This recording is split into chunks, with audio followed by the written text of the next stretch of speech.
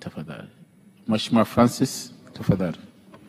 Asante Mheshimiwa Mwenyekiti kwa nafasi hii ya kuchangia kwenye Wizara ya Kilimo, wizara ambayo ndio tegemeo la nchi yetu kwa maana ya ajira, chakula, usalama na kila kitu. Mheshimiwa Mwenyekiti, mimi nianze kwa kumpongeza sana Rais kwa kutengeneza timu nzuri sana kwenye wizara hii muhimu, kwa kumweka Bashe kuwa kinara wa wizara hii. Bashe mimi namfahamu vizuri, ndio maana hata nilipokuwa katibu mkuu wa vijana nilimuunga mkono awe mwenyekiti, awe makamu mwenyekiti wa vijana wa taifa. Lakini bahati mbaya timu ilikuwa inaongozwa na Ridhiwani wakatuzidi fitina, wakatushinda. Kwa hivyo nimpongeza pia Rais kwa kumpa timu Bashe ya watu wenye akili zinazofanana na Bashe. Naibu waziri na katibu mkuu wanasababisha wizara hii iende kwa kasi ambayo leo ushuhuda unaonyesha kwa jinsi wabunge wote ambavyo wanampongeza Bwana Bashe kwa kazi inayoonekana kwa macho. Mheshimiwa Mwenyekiti, mimi ninataka tu niseme kwenye swala la umwagiliaji. Mheshimiwa Mwenyekiti, miradi ya umwagiliaji ni miradi ambayo inataka full package ikamilike ndipo uone matunda yake. Huwezi kuona matunda ya mradi wa umwagiliaji hata uwe na pesa nyingi kiasi gani kama uko nusu ama uko robo tatu ama uko robo. Kama ni maji kufika kwenye scheme lazima yafike. Kama ni mifereji kwenda kwenye mashamba lazima iwepo, ndipo uweze kuona matokeo. Na fedha zinazotakiwa kwenye umwagiliaji ni takriban kama trilioni 1.5. Umwagiliaji peke yake ni zaidi hata ya bajeti nzima.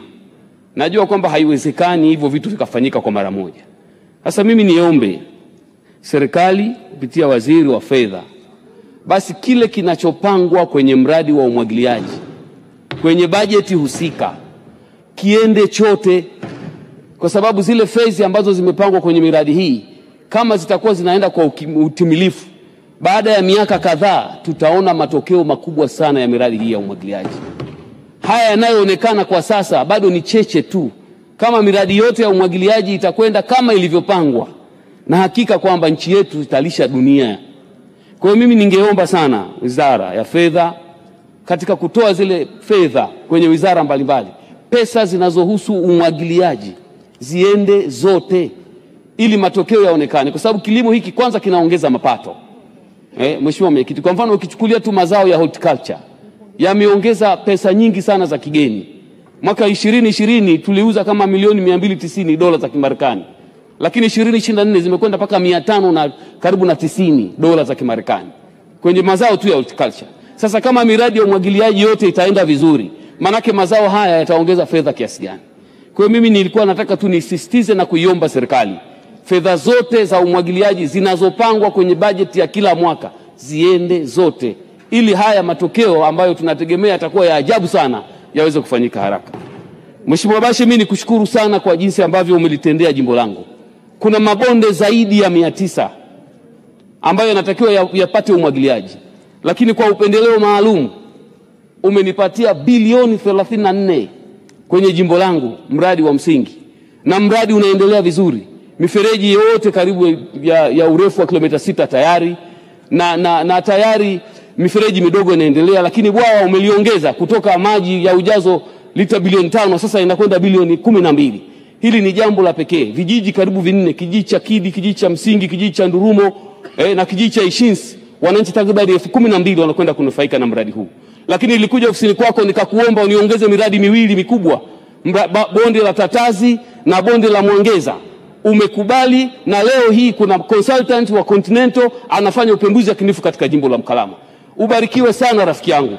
Wewe unataka niendelee kuwa bingoni, na wananchi wa Mkalama watanirudisha kwa sababu wanajua unaendelea kunipa miradi ambayo inawanufaisha na kuwaondoa katika umaskini. Wananchi wa Mkalama huko mliko mjue kabisa Bashe ananilinda na miradi analeta, nyinyi nirudisheni bungeni ili mbadilishe maisha yenu. Ubarikiwe sana ndugu yangu. Nikuombe sana Mheshimiwa Mwenyekiti, jambo la budget kama nilivyosema kwenye horticulture msiliache. Lakini Bashe, mazao ya horticulture naomba utupie macho kwenye swala la embe. Kama parachichi na mazao mengine yameongeza kiwango cha pesa mpaka kufikia $500,000, na hakika ukitupia jicho la pekee kwenye embe, tena embe ina upendeleo maalum kwa sababu jimbo lako na mkoa wako wa Tabora watu wanalima embe, lakini wako watu wengi sana wameitikia mwito wa kulima embe. Naomba uliangalie kwa jicho la pekee zao hili. Hakika kwa nguvu ambayo unapeleka kwenye mazao mengine, ukipeleka robo tu kidogo kwenye zao la embe, pesa nyingi sana za kigeni zitaongezeka. Kwa hiyo nikuombe sana katika mipango yako Mheshimiwa Bashe, zao la embe na mazao ya horticulture kwa ujumla ni high crops values ambazo zina thamani kubwa sana. Zao dogo tu lakini kiasi kidogo tu kinaleta fedha nyingi sana za kigeni. Kwa hiyo nikuombe sana hili ulishughulikie, na mimi leo nitaka tu niseme kuhusu hili la budget, na nikupongeze kwa kazi kubwa, lakini nimpongeze rais wangu kwa kukupanga.